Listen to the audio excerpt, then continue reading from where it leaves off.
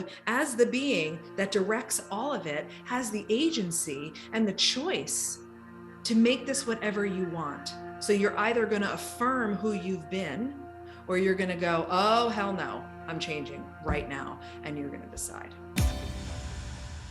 Well, let me just tell you how powerful this episode is. Deciding to own your deservancy, deciding to own the wholeness that is you.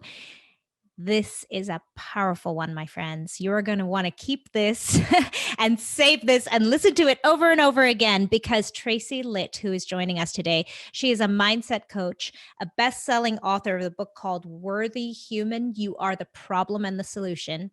She's a TEDx speaker and, as I mentioned, a mindset coach. And let me tell you, she is delivering a powerful, powerful interview here in this episode. And what we touch on today is how you can own your wholeness and why you must own your wholeness, and what the difference is between self-belief and self-worth, and how the two really need one another. And yes, we talk about fear and how fear can be a teacher, how fear can be an indicator. And what I really love about this episode is Tracy shares her story, which is so relatable to so many of us. And as far as leaders are concerned, this is a must listen. If you are a leader of your team or a leader of your dreams, either one, you have to listen to this episode. She is a phenomenal speaker, and I know you're going to love this interview. Join me in welcoming Tracy Litt. Hello and welcome to the Business of Happiness. So happy to have you with us today, because today we are together with one and only incredible Tracy Litt. Tracy, welcome today. Hi, I'm so happy to be here. I'm so excited for you to be here too, because I have, as I mentioned, I've been researching you and listening to your TEDx talk and checking out your amazing book, Worthy Human, You Are the Problem and the Solution, which, by the way, the title is fire. I love that title. And I'm just so excited to share your story with my audience. And before we dive into everything that you have to serve us with, please tell us a little bit about your journey. Like, how did this happen? How did you get to where you are now? Where was the calling? What was the inspirational moment? Tell us. Give me the detail. Give me the history. Yes. So the real brass tacks answer to how did I get to where I am right now in this day and the beautiful opportunity to be talking with you is loving my fear, leading my mind, healing my wounds, and letting this next level of myself do all of the decision making. Okay.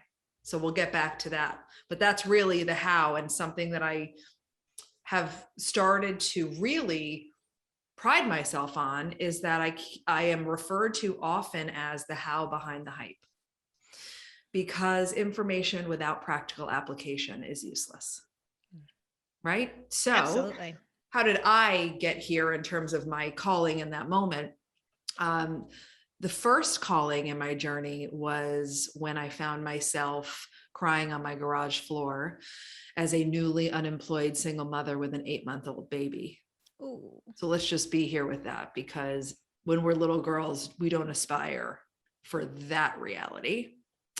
And that was my first magnificent wake-up moment, because I had been ignoring the red flags. I had been squeezing round pegs into square holes come hell or high water. I was tolerating behavior and situations that the woman I am now wouldn't dare for a half a second even consider. Mm-hmm. And it was in that gorgeous moment where I had my first connection to what I now teach and refer to as that next level of myself, my higher self, the woman who was like, listen to me, you're on the floor, get up. You can either remain a victim and spin out in these patterns, or you can recognize that you're creating your life and you can do something about it for that gorgeous little girl who is in her crib crying, and I can still feel it. And that's exactly what I did.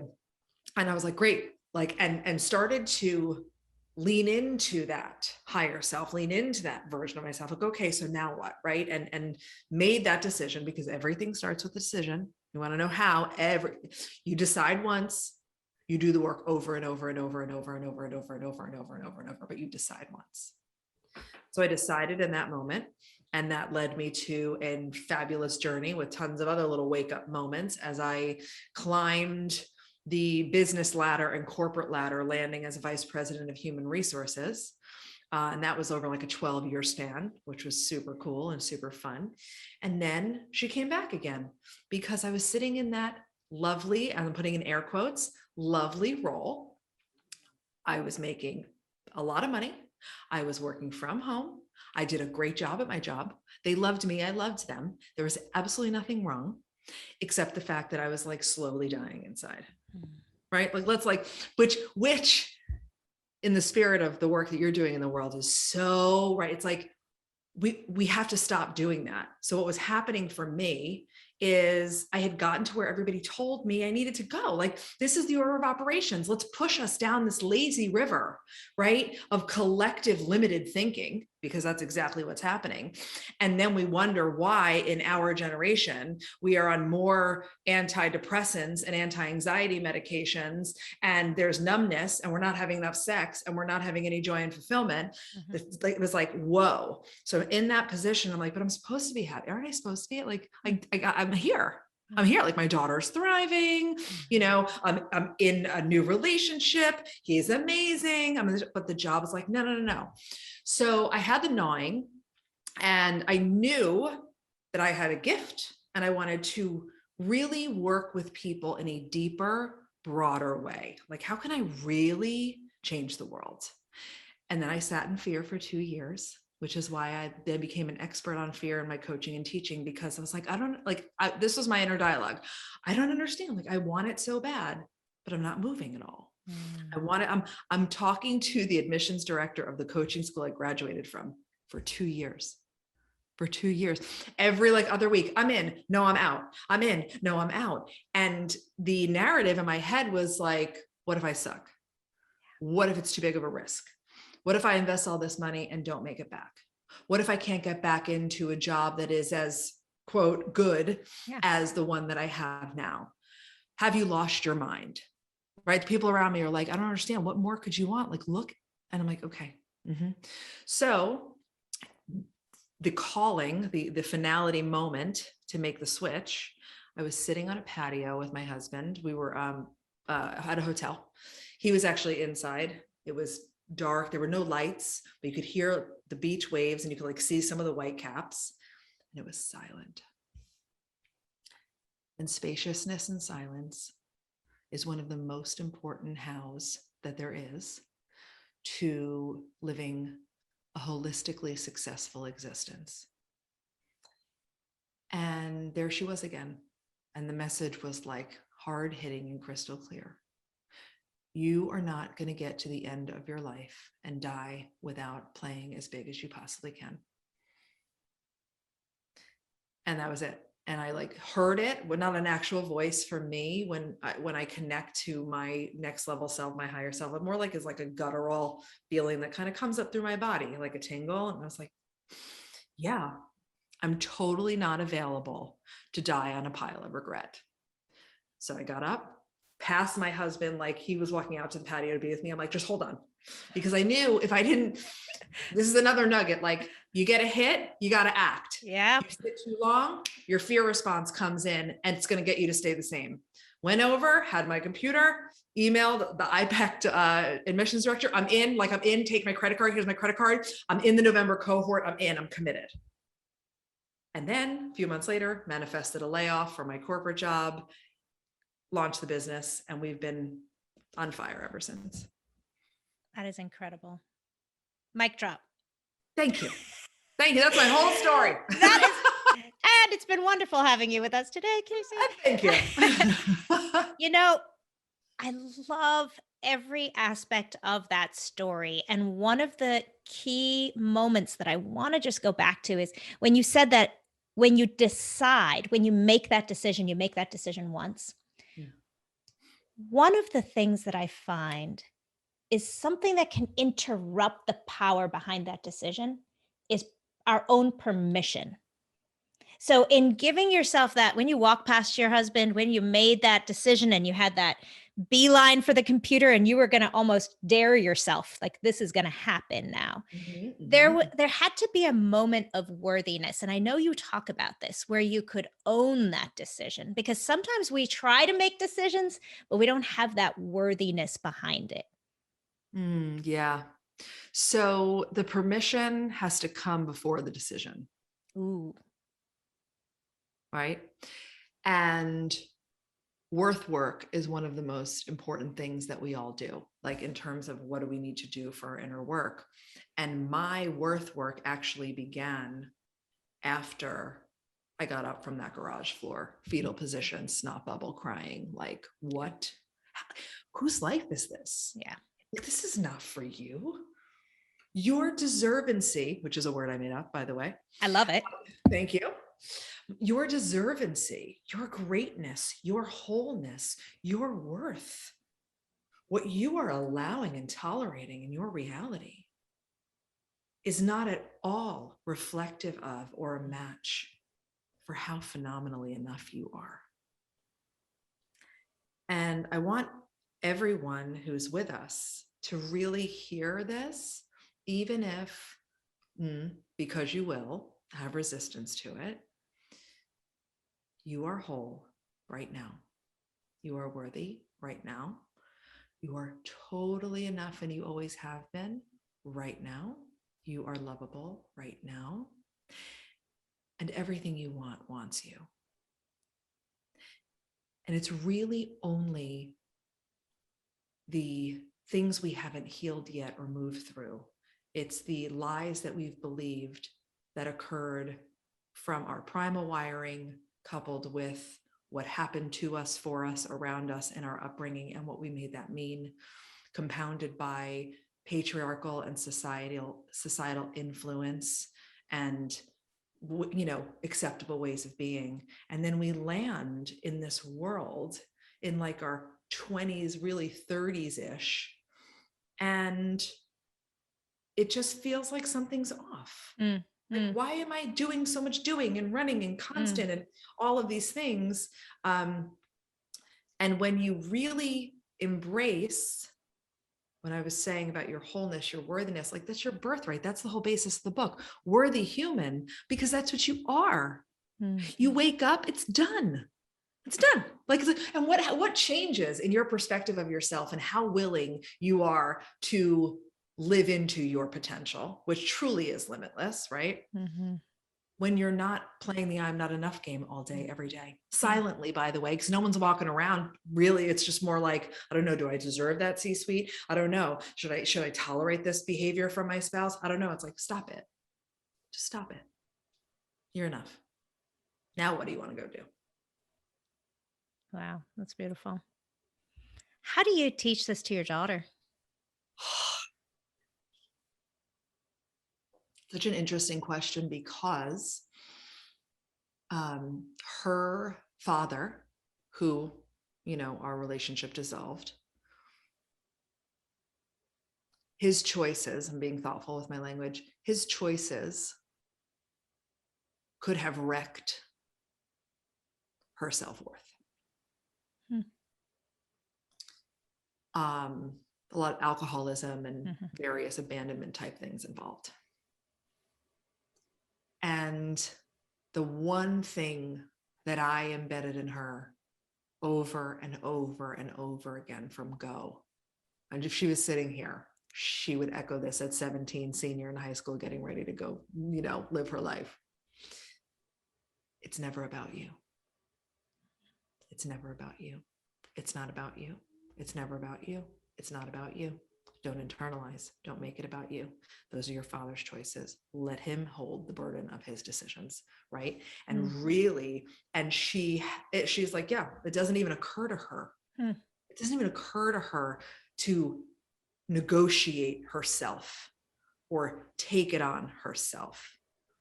And that's the biggest gift we can give anyone in our lives.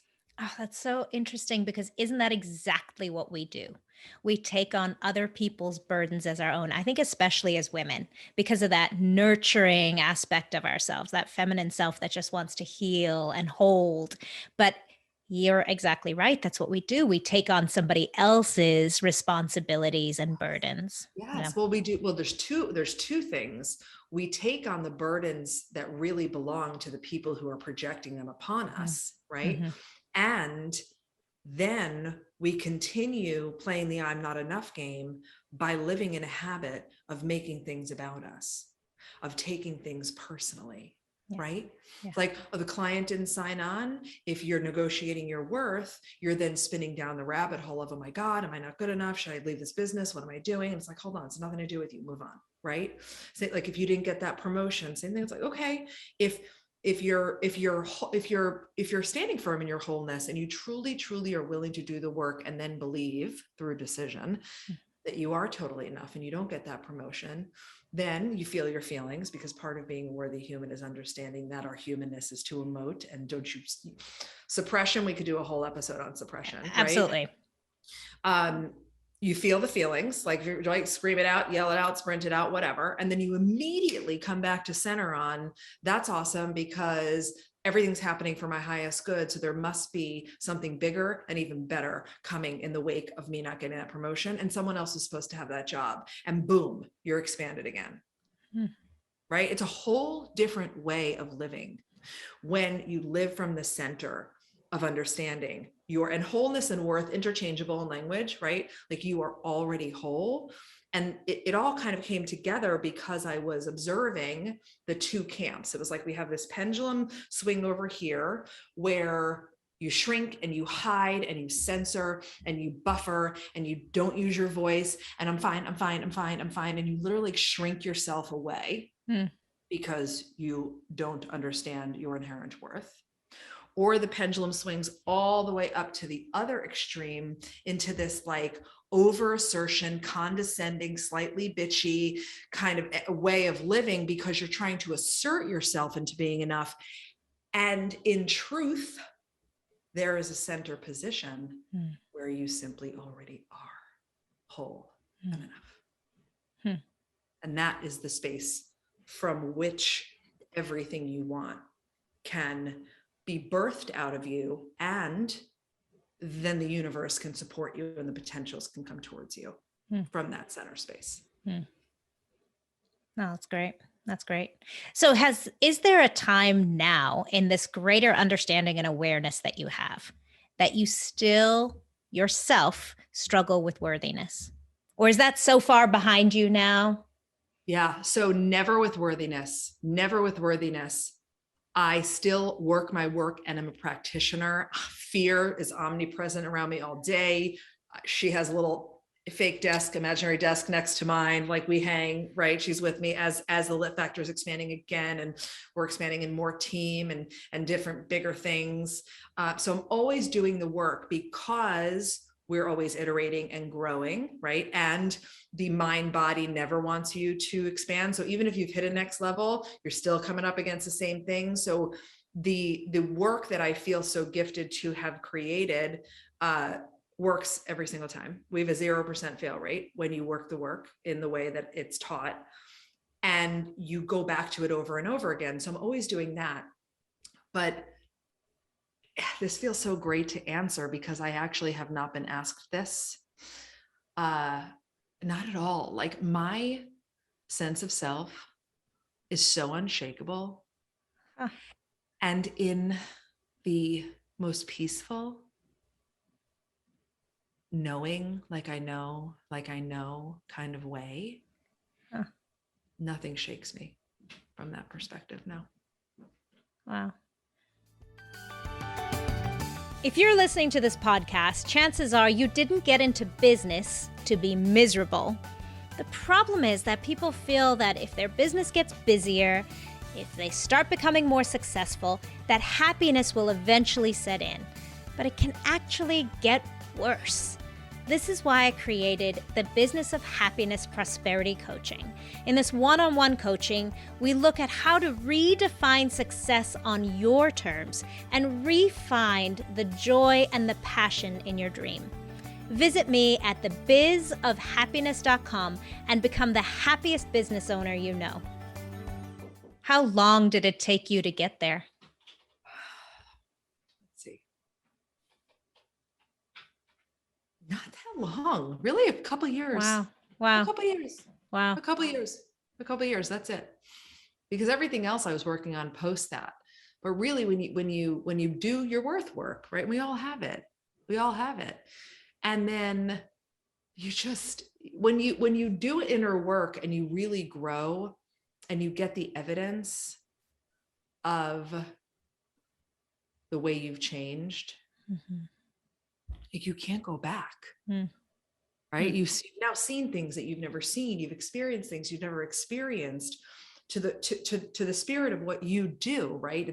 In the business of happiness, like when you have it just like an ease and a knowing, and it all actually comes from the wholeness. Yeah. Because when you're whole, you're not living conditionally happy, which is when this happens, then I'll finally, right? When I finally get this, then I'll finally feel successful. When this finally happens, then I'll finally feel this. So we're living this like weird external dependency and then wondering why we're not really fulfilled, because you're not available to be fulfilled, because you're making your fulfillment and your joy and your ease and your happiness based on external circumstances. And that's actually crazy and insane, because you have no control over your external circumstances. And the guarantee is that the external is always going to move like a rolling hill. Yeah. Always. There is no world where it is a airplane flight pattern to the top. That's ridiculous. That's the thing, right? And there's such a big difference between craving and needing the validation and welcoming the evidence, as you call it.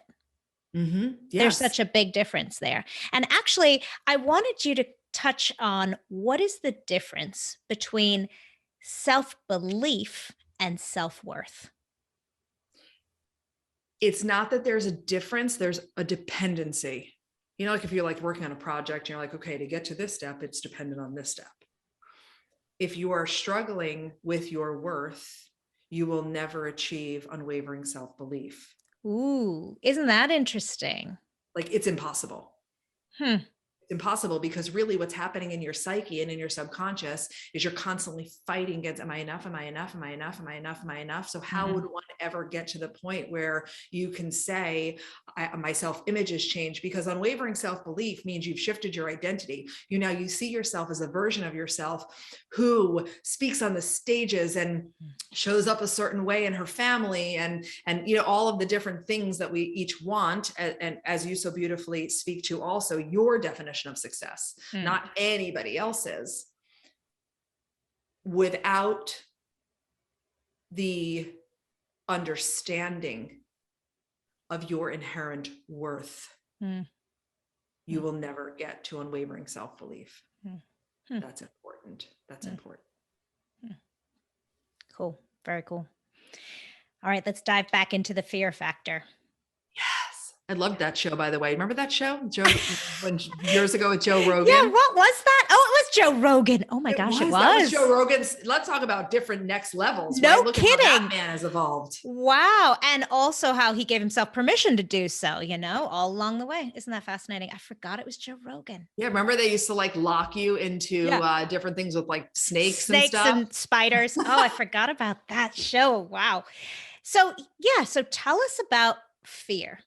Tell us about fear. And what I would love for you to illuminate for us is how fear can be informative. The teacher within fear. So good. So good. So everything that we're going to talk about right now in regards to fear is all through the lens of your growth and development. Okay. This is an important qualifier, because the version of helpful fear that is available to us is the type that forewarns you when there's actual danger right? Like I'm at the beach. Oh, there's a fin in the water, probably not going to go in, right? Or I just got home and I noticed the stovetop is red, probably not going to touch that. Like that's helpful fear. And we are not discussing that. So just qualify. Fear is an indication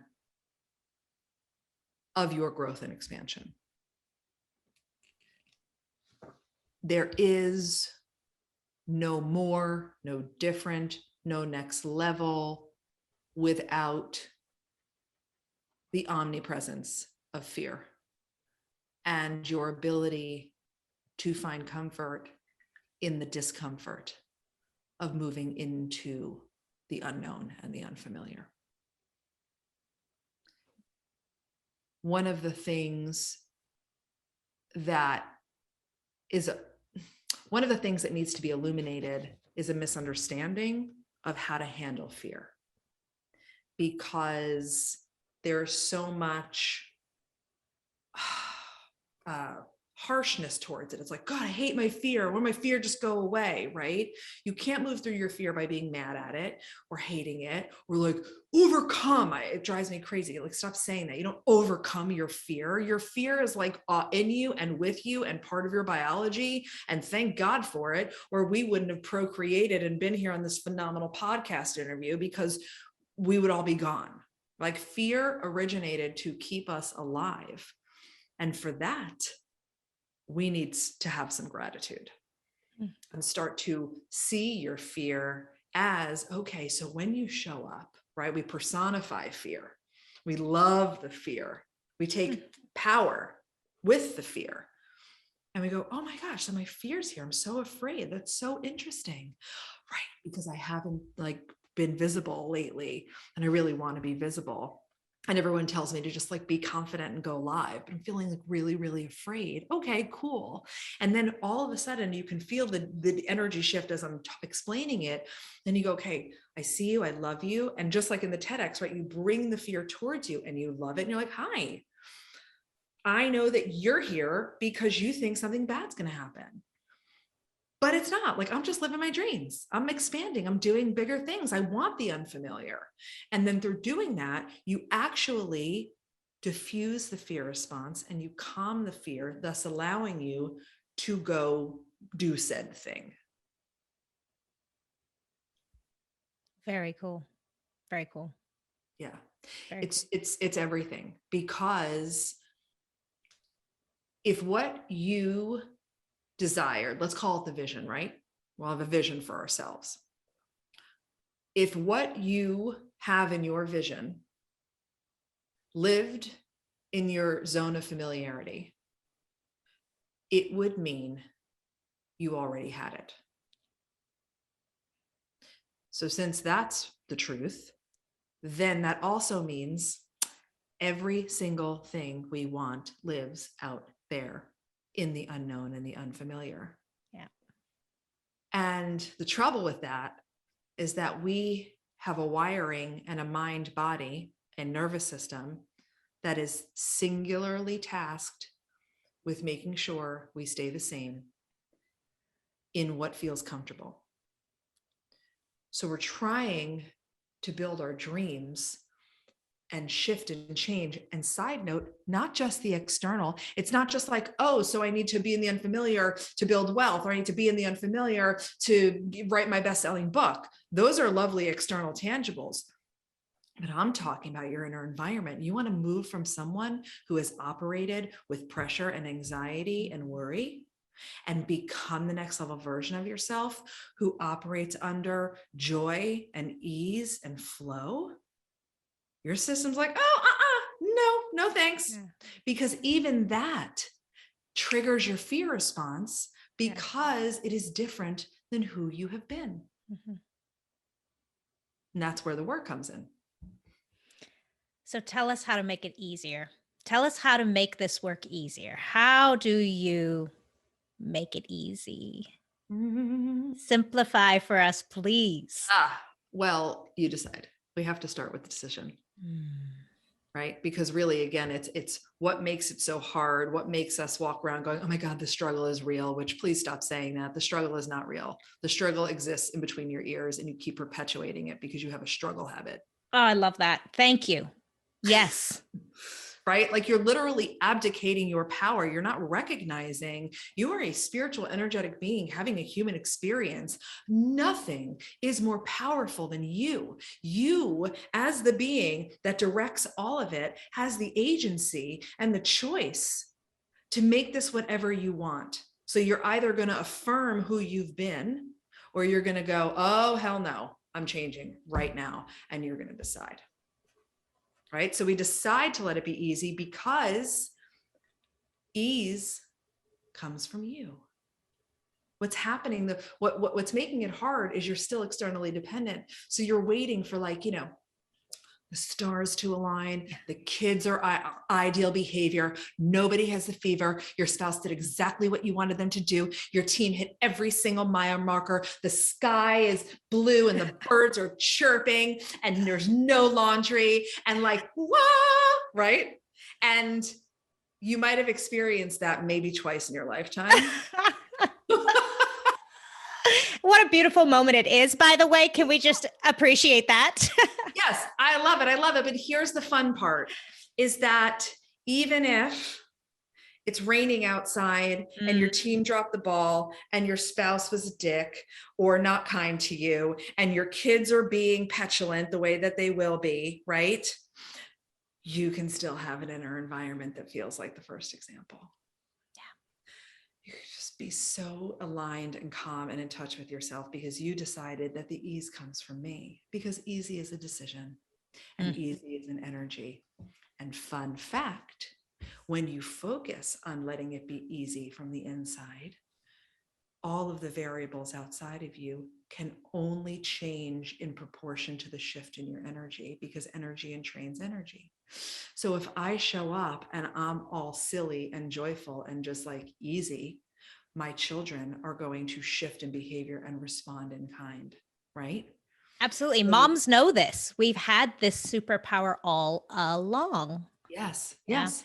Yes, it was just an abdication. There's so much abdication of our own power that we don't recognize, because up until now in this, like, we're in a consciousness revolution. Like, it is here. There is a reason why the personal development industry is like the second fastest growing industry in the world. So exciting. It's thrilling. It's thrilling because even with all the gorgeous work, the masses are still sleeping. We still need to wake up, right? So it's like, oh my God. So I have the agency. I can, if I shift my focus and attention, then I'm going to feel better in my house and my children and my business and all the things. Like, it's an inside job. Yeah. So cool. Oh, I'm so excited because I know this is spontaneously stimulating so many aha moments from my audience. And I know that the words that you're speaking are coming through loud and clear. And I know people are going to want to keep finding out more about how to do this work, as you say. So please tell us about, you've got something coming up soon that I know will be super powerful around the subject of how to just make this easy, how to simplify this, how to make it more attainable. Yes. I love this. So I'm super pumped. And this is actually this was an inspired hit. I was at the spa, and sometimes I'll go work at the spa. Side note, right? Like, just, you can go get a day pass, be at the spa. Oh, it's a great idea. Yes. Oh my God. You do a little massage, you do your relaxation. And then from that space of chilled, expansive, dropped in, I open my laptop and I do some work. And it's like, and out came Easy Like Sunday Morning, which is my new love that name, Tracy. Yeah, you got it. And I'm also, I used to sing in a cover band 100 years ago. So I am super musical. And even like if a client says a word and it's connected to a lyric, I'm like, hold on. And I have to like, you burst sing into for a song. I have to. It's like, my family like mocks me for like, oh, mom's singing again. I'm like, I always say like this, then I go, I'm sorry. I'll try to be more miserable. I'm sorry that my joy is affecting you negatively.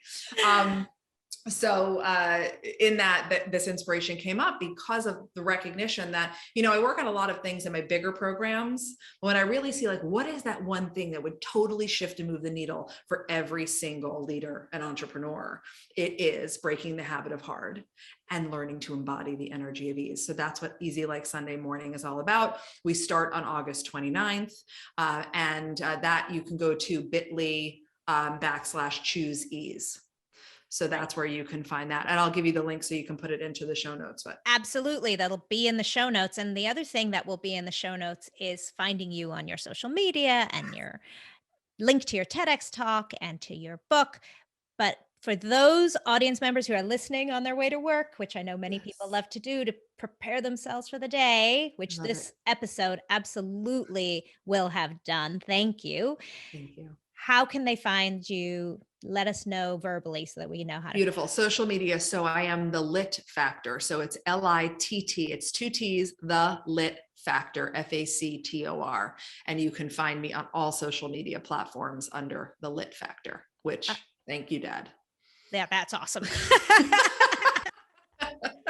That's awesome. So tell me, please, what is your definition of happiness, Tracy? My definition of happiness is how many hours of the day I spend feeling the way I want to feel. Yeah. And it's also my definition of success. Yeah, that's awesome. I love it. Thank you. Thank you. And what is your superpower? Holding space for people to connect to themselves and feel what they really need to feel. I can see that in you. I can completely see that in you. You exude that, Tracy. Absolutely. Really cool. Thank you. So my final question to you, and I do just want to take a moment to honor you and thank you for all you do, because I know this ain't easy. I know this has been decades of work, and I thank you for doing that so that so many other people can benefit from it. So thank you for all that you do. Thank you so much. And my question to you is, if all those decades of beautiful effort and work and the book and the TEDx talk and everything break your heart for a moment, it were to disappear, and you knew that in this podcast, you had the next 30 seconds to give us one synopsis of how people can go forward in their lives, finding this ease and connecting with themselves and that wholeness that you speak of, what would you say? This is so beautiful because the answer is in the question. When you really live in the embracing of your wholeness, all the things you achieve is just like gravy. It would affect me none. I would miss my ability to serve, but I would just build it again. But it wouldn't do anything to me because I'm not dependent on my external success. My wholeness is my wholeness. And when you embrace your wholeness, the irony is that's when you can actually generate all of the success you want. So it would be like, okay, let's just do it again. Hey, said from a human being who feels her wholeness. I love it. That's it. That's the key. So cool. Tracy, you're so inspirational. Thank you so much for being with us today. Thank you so much. You are magic, and I'm so grateful. I'm so grateful as well. And thank you to all of you. Please check Tracy out. She is absolutely phenomenal to listen to. And I know that you will have found so much inspiration in this episode. Continue this conversation with Tracy online. And as always, please remember, when you feel good, that's when you can do good. Bye-bye.